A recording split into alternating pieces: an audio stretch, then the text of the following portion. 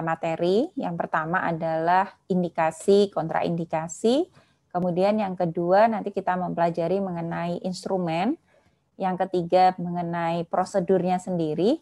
Dan yang keempat nanti interpretasi hasil pemeriksaan nasoendoskopi atau nasofaringoskopi. Jadi kalau endoskopi itu atau di bidang rinologi, kita kenal ada 3 prosedur endoskopi, yaitu sinuskopi, nasoskopi, dan nasofaringoskopi.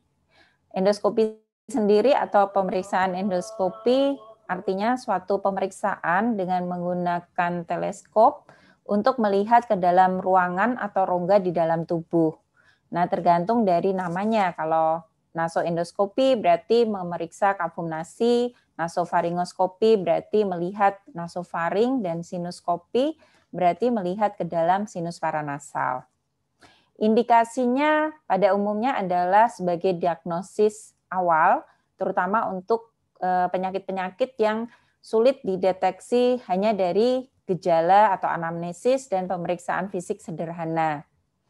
Misalnya CA nasofaring yang letaknya tersembunyi di fossa Rosenmuller dengan gejala tidak khas, tentu saja diagnosis awal bisa ditegakkan salah satunya dengan nasofaringoskopi. Kemudian indikasi kedua adalah untuk pasien-pasien yang akan kita lakukan evaluasi pasca terapi, baik itu terapi medikamentosa ataupun terapi bedah atau surgery. Yang ketiga, apabila kita ingin mengambil material untuk kultur, baik itu kultur mikrobiologi ya, bisa itu kultur jamur, kultur bakteri, baik yang aerob maupun yang anaerob. Kemudian saat kita melakukan debridement atau perawatan luka pasca operasi, atau pada pasien-pasien dengan adanya laserasi atau adanya krusta, kemudian kita ingin membersihkan, kita perlu menggunakan endoskopi agar daerah yang akan kita bersihkan itu jauh lebih jelas dan kita bisa membersihkan jaringan patologis dengan lebih teliti. Kemudian biopsi, tentu saja pada saat kita melakukan biopsi kita bisa menggunakan pemeriksaan rinoskopi anterior ya, menggunakan spekulum hidung dan lampu kepala, tetapi kalau lokasinya tersembunyi, misalnya ada di meatus medius, ada di koana atau di nasofaring, kita tentu membutuhkan naso atau nasofaringoskopi. Kemudian pada beberapa kasus epistaksis, terutama ya pada epistaksis ini kita bisa lihat kalau pada epistaksis di sini kita bisa melihat adanya lokasi bleeding point, kemudian variasi anatomi ataupun tumor yang menjadi penyebab dari epistaksis tersebut. Selain sebagai diagnostik, endoskopi juga bisa berguna sebagai terapeutik, jadi sebagai guidance pada saat kita melakukan tindakan kauterisasi atau ligasi. Yang terakhir, indikasi pemeriksaan nasoendoskopi atau nasofaringoskopi ataupun sinuskopi ini adalah sebagai diagnostik dan tata laksana pada kasus-kasus benda asing, baik itu di sinus paranasal atau di kafum nasi. Tentu saja yang tidak bisa dilihat dengan pemeriksaan rinoskopi anterior. Nah, apa saja yang harus dipersiapkan? Jadi, yang pertama tentu saja informed consent, karena pemeriksaan nasoendoskopi atau nasofaringoskopi ini walaupun tidak mempunyai efek yang berat, tetapi memberikan rasa yang tidak nyaman pada pasien. Jadi kita bisa membayangkan ya, kita masuk ke dalam lorong seperti gambar ini ya, jadi kita masuk ke dalam lorong kafum nasi dengan membawa sumber cahaya. Tentu saja rasanya mungkin bagi pasien terasa geli, mungkin ada yang lebih sensitif jadi merasa sakit atau merasa panas di dalam hidungnya, sehingga kita perlu memberikan informed consent. Informed consent yang terutama adalah memberitahu kepada pasien kalau selama prosedur ada beberapa hal yang perlu diperhatikan. Yang pertama, pasien tidak boleh bergerak tiba-tiba tentu saja, karena itu membahayakan ya, karena bisa menyebabkan laserasi. Yang kedua, pasien diminta bernapas melalui mulut, karena kalau bernapas melalui hidung, ujung dari teleskop atau kameranya akan mengembun sehingga mengganggu lapangan pandang kita. Kemudian kita juga perlu memberitahu pasien kalau pasien ingin bersin, ingin bergerak, merasa sangat tidak nyaman yang tidak bisa ditahan, pasien harus memberikan kode. Biasanya kode yang paling gampang adalah diminta mengangkat tangan sebelah kiri. Kenapa bukan kanan? Karena pemeriksa biasanya berdiri atau posisinya ada di kanan pasien. Jadi diminta mengangkat tangan kiri sehingga tidak mengganggu pemeriksa. Kemudian kita harus menyiapkan instrumen yang perlu. Nanti kita lihat instrumen apa saja yang diperlukan ya. Kemudian personal hygiene. Kalau sekarang protokol kesehatan ya, terutama pada masa COVID ini. Kalau dulu kita cukup memakai masker, kemudian handscoon. Kalau sekarang kita wajib menggunakan apron atau menggunakan gaun, kemudian menggunakan face shield atau Google untuk menahan atau menghindari percikan misalnya pasien bersin atau batuk secara tiba-tiba. Kemudian perlu juga beberapa persiapan untuk mengurangi kemungkinan terjadinya infeksi pada kasus-kasus khusus. Kita perlu berikan antibiotik profilaksis misalnya. Kemudian persiapan yang terakhir adalah operator. Catatan pada operator ini maksudnya selain menggunakan APD yang lengkap, juga diharapkan operator memahami prosedur yang akan dikerjakan dan memahami interpretasi apa yang nanti diharapkan. Ini adalah posisi pasien dan pemeriksa yang ideal. Jadi pasien duduk dengan posisi tegak ya, kemudian kepala juga nanti harus bersandar sehingga pasien tidak banyak bergerak. Kemudian dibuat serileks mungkin, diberi penahan tangan. Pemeriksa berdiri di depan pasien, lebih di sisi kanan pasien. Kemudian kita lihat layar ada di belakang pasien atau layar itu tepat pada di depan mata pemeriksa sehingga pemeriksa tidak kesulitan dalam melakukan tindakan. Alat-alat bisa diletakkan di sebelah kanan seperti ini atau bila memungkinkan ada satu orang perawat yang akan membantu selama prosedur berlangsung. Lebih ideal lagi apabila di belakang pemeriksa atau yang tepat berhadapan dengan pasien ini adalah ada layar monitor sehingga pasien juga bisa melihat prosedur yang sedang dikerjakan. Ini contoh prosedur yang ada di poliklinik. Nah, sekarang kita masuk kepada instrumen atau alat. Ini tentu semua sudah kenal ya, alat untuk pemeriksaan rinoskopi anterior. Jadi alat yang wajib ada tentu saja lampu kepala, karena kita tidak bisa bekerja menggunakan dua tangan kita kalau kita memakai senter. Jadi untuk dokter THT lampu kepala itu wajib. Kemudian perhatikan di sini ada spekulum hidung. Sebagai catatan, spekulum hidung ini ada beberapa tipe, ada namanya sendiri dengan fungsi yang berbeda. Ada yang spekulumnya pendek, ada yang panjang, kemudian ada yang lebar, ada yang tipis, seperti itu. Dan juga ada yang mempunyai fiksator, seperti ini ya, ada yang tidak. Itu tentu mempunyai kegunaan yang berbeda. Kemudian ukuran spekulum antara dewasa dan anak itu berbeda, jadi pastikan pada saat kita memeriksa pasien dewasa, kita menggunakan ukuran dewasa, dan pada saat kita memeriksa pasien anak, kita menggunakan spekulum hidung anak.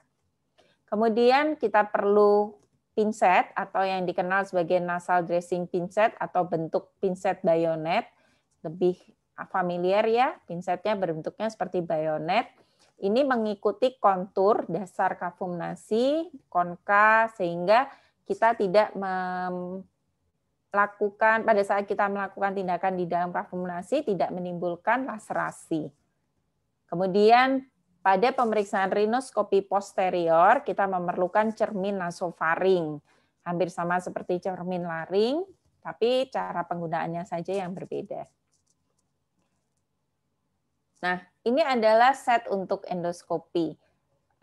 Jadi kita memerlukan kamera sistem. Kamera sistem itu berarti satu set ya, antara ada head kamera dan sistemnya, kemudian light source, Light source, perhatikan light source ini karena dia merupakan fiber optik, jadi cara merawatnya tidak boleh ditekuk, jadi harus digulung ya, harus digulung atau digantung. Kalau digantung tidak praktis, berarti menyimpannya harus digulung, tidak boleh tertekuk. Karena kalau kabel fibernya ada yang patah atau putus, sinarnya tidak akan keluar. Kemudian teleskop. Teleskop ada beberapa sudut yang kita gunakan pada umumnya.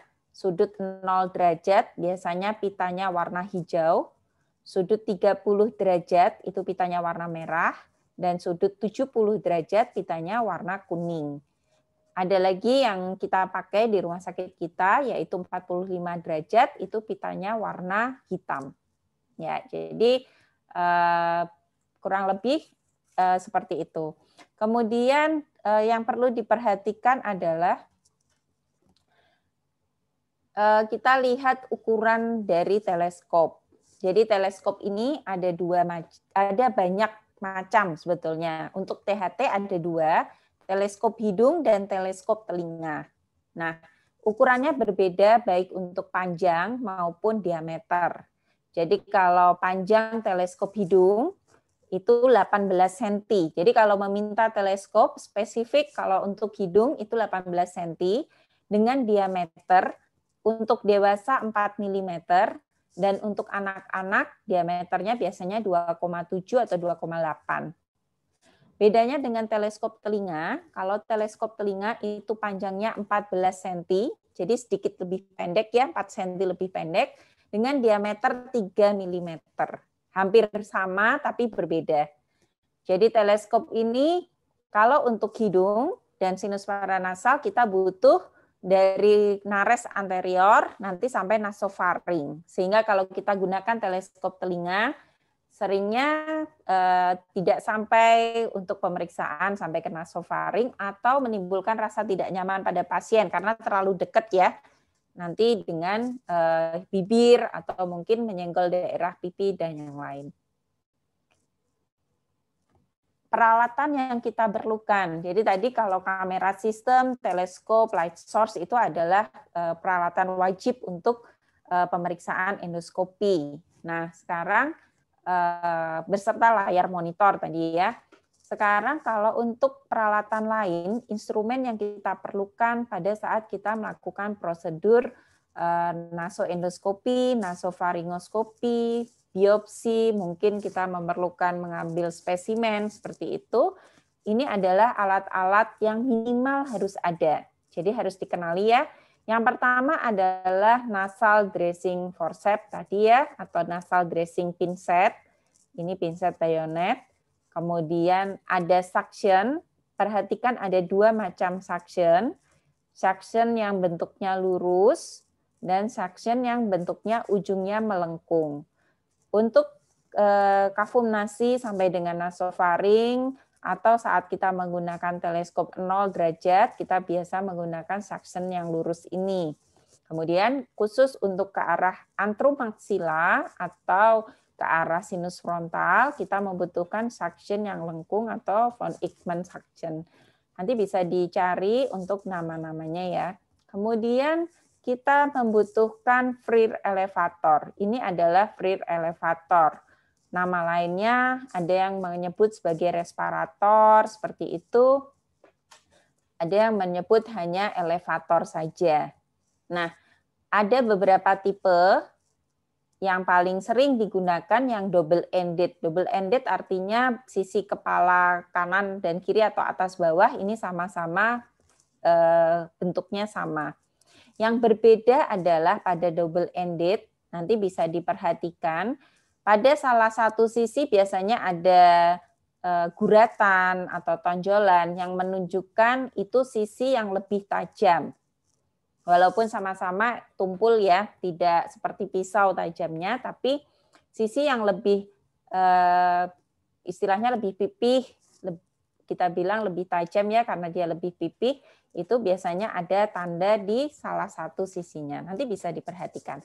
Kemudian nasal forceps, kita sebut sebagai forceps Blakeslee, ini bagian ujungnya itu tidak ada giginya. Kita pakai untuk mengambil, mengekstraksi, mengambil polip seperti itu, tapi tidak untuk memotong. Khusus untuk biopsi, itu bentuk forcepsnya berbeda. Nanti bisa diperhatikan pada bagian ujung. Ujungnya forceps biopsi ini biasanya forcepsnya tertutup, kemudian ujungnya lebih tajam sehingga bisa memotongnya. Kalau pada forceps Blakesley, dia tidak memotong dan dia terbuka. Jadi cuman buat menarik, tidak untuk memotong. Kalau forceps biopsi memang fungsinya untuk memotong jaringan. Kemudian ada beberapa bahan habis pakai yang perlu dipersiapkan, yaitu kapas, kemudian kasa atau roll kasa pada kasus-kasus epistaksis. Kemudian kita memerlukan efedrin, yang kita pakai efedrin yang sudah diencerkan 1-3%. Perlu diperhatikan cara pengencerannya nanti. Kemudian kita bisa tambahkan lidokain murni atau silokain. Beberapa sentra pendidikan menggunakan silokain gel saja tanpa efedrin atau tanpa adrenalin. Jadi prinsipnya adalah digunakan sebagai vasokonstriktor untuk mengurangi perdarahan, mengurangi edema, sehingga lapangan pandang pada saat kita melakukan endoskopi lebih baik. Nah, ini teknik untuk handling instrumen. Bisa dilihat di YouTube ya, sambil kita lihat ya. Jadi pada saat kita memegang endoskopi, ada beberapa yang harus diperhatikan. Yang pertama, serah terima alat itu harus dari perawat ke dokter, tidak boleh melalui orang ketiga. Nanti karena takutnya jatuh atau patah. Nah, seperti itu ya. Jadi kalau serah terima harus langsung dari dokter ke perawat atau dan sebaliknya. Kemudian yang urutan yang dipasang itu teleskop dipasangkan ke head kamera, baru light source. Jadi light source ini kita ulangi ya, dari teleskop dulu, baru ke head kamera. Jadi tangan pemeriksa selalu memegang head kamera. Jadi head kamera tuh nggak boleh dilepas. Kemudian melepas endoskopi urutannya dibalik. Light source dulu, baru teleskopnya. Lihat tangan operator tetap selalu memegang head kamera. Jadi itu yang harus diperhatikan. Jadi kalau dibalik, kita meletakkan head kamera sembarangan, head kamera itu yang paling vital, paling mahal, paling berat, jadi lebih gampang cedera dan sulit untuk diganti. Jadi harus hati-hati ya. Ini lihat pada head kamera itu ada untuk zoom in dan zoom out. Jadi gambarnya bisa kecil, bisa lebar. Nah, perhatikan ya, kurang lebih pada setiap head kamera, setiap merek itu hampir sama. Kemudian ada lagi yang untuk fokus. Jadi fokus itu setting zoom in dan zoom out dan fokus itu harus dikerjakan sebelum tindakan. Perhatikan ini ya. Kalau tidak difokuskan ini gambarnya ngeblur. Ya, jadi hampir sama seperti mikroskop. Cuman keunggulannya pada endoskopi itu bisa stabil, tetap jelas terus. Kalau mikroskop kan biasanya bagian luar itu lebih tidak jelas, sedangkan yang bagian yang kita fokuskan itu baru yang jelas. Nah, beberapa yang harus diperhatikan kalau di ruang operasi, light source ini tidak boleh diletakkan sembarangan. Karena biasanya cahaya yang panas itu bisa membakar kulit, kalau kena kulit, bisa membakar kain, duk steril seperti ini, atau bisa membakar misalnya kasa dan yang lainnya. Jadi perhatikan hati-hati pada saat meletakkan light source.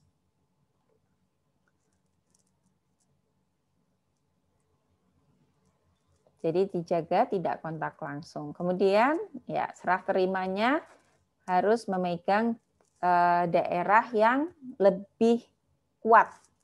Jadi nggak boleh dipegang di tangkainya. Kayak tadi, ini kalau dipegang di sini, ini resiko patah. Jadi serah terima harus di badan teleskop yang kuat. Ya, oke. Ya, ini quote dari Dr. Eci ya. Jadi paling gampang nanti bisa dipraktekkan secara langsung. Ya, kita lanjut aja dulu ya. Jadi ini kita overview dulu. Berikutnya adalah materi mengenai prosedur. Jadi prosedur untuk nasoendoskopi atau kalau di bagian rinologi kita selalu melakukan nasoendoskopi bersamaan dengan nasofaringoskopi. Jadi itu merupakan satu kesatuan ya. Ada 3 jalur untuk pemeriksaan nasoendoskopi ini. Yang pertama adalah jalur inferior, lihat angka 1. Kita menyusuri daerah konka dan meatus inferior sampai ke nasofaring. Jadi teleskop akan berjalan di dasar kafum nasi di antara konka inferior dan septum.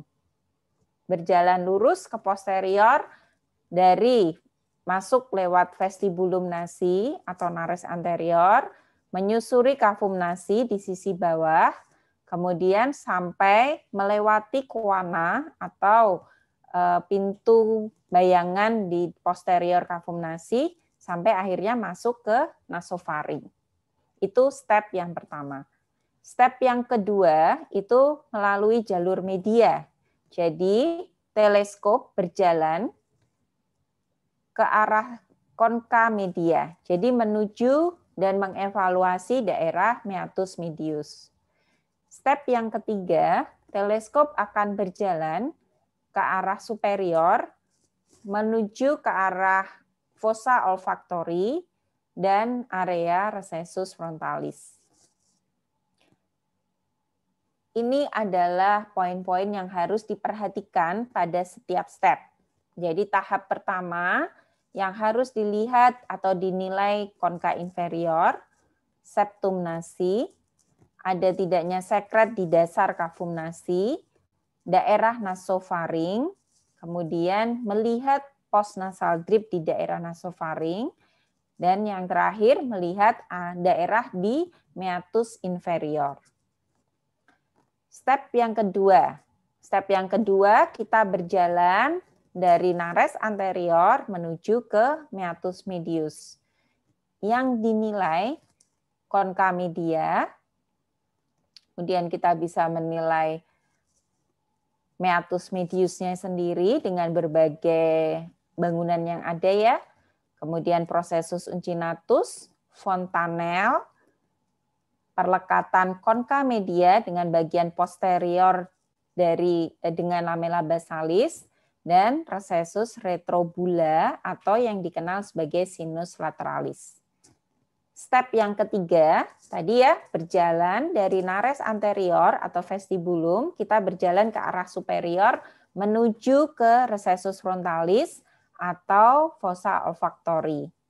Kalau kita berjalan sedikit ke posterior, kita akan mengevaluasi daerah konka superior, meatus superior, recessus sphenoethmoidalis, muara sinus sphenoid, lamina cribrosa atau di daerah olfaktori ya, kemudian recessus frontalis bila terlihat, biasanya baru terlihat pasca operasi, dan ostium sinus frontal.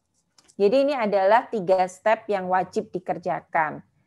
Tapi tidak semua item yang di sini bisa kita lihat pada saat kita melakukan nasoendoskopi atau nasofaringoskopi. Pada pasien-pasien yang belum pernah operasi, jadi kafum nasi, sinusnya utuh, ada beberapa bagian yang tidak terlihat dan itu normal. Jadi tidak ada masalah ya, cuman kalau pasien pasca operasi diusahakan bisa melihat selengkap mungkin sesuai dengan checklist yang ada. Untuk beberapa istilah yang masih belum dipahami nanti bisa dicari untuk referensinya sesuai yang sudah diberikan ya, sehingga bisa lebih paham. Ini adalah video pemeriksaan untuk nasoendoskopi. Saya mulai langsung di bagian pertengahan ya.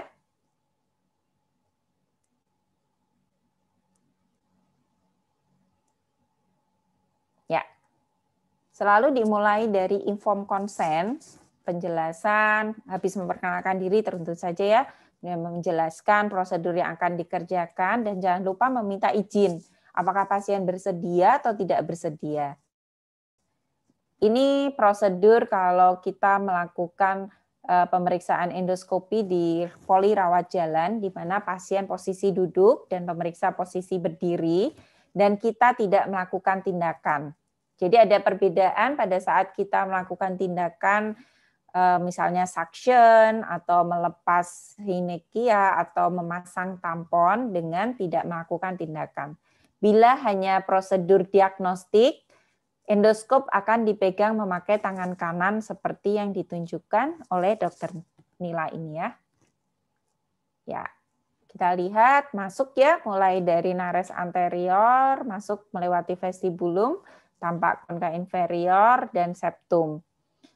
Kadang-kadang kita bisa melihat konka media, tapi kadang tidak.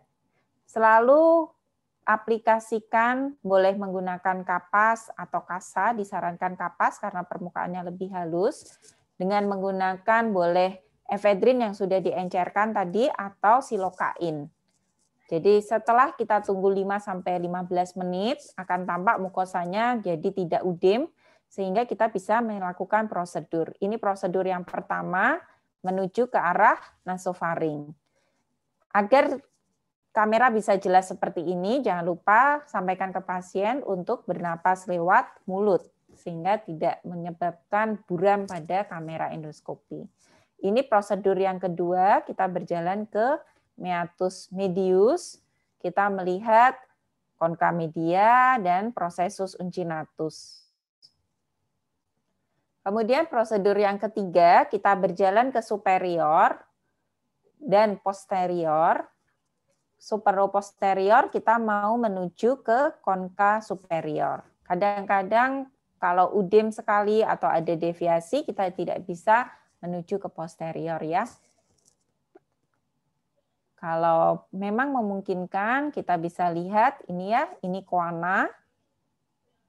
Dari koana kita tarik endoskop ke atas untuk mencari ostium sinus sphenoid. Pada saat terkena seperti ini tentu saja pasien nyeri dan kadang-kadang refleks bersin. Jadi hati-hati, pastikan pasien memberikan kode kalau pasien ingin batuk atau bersin.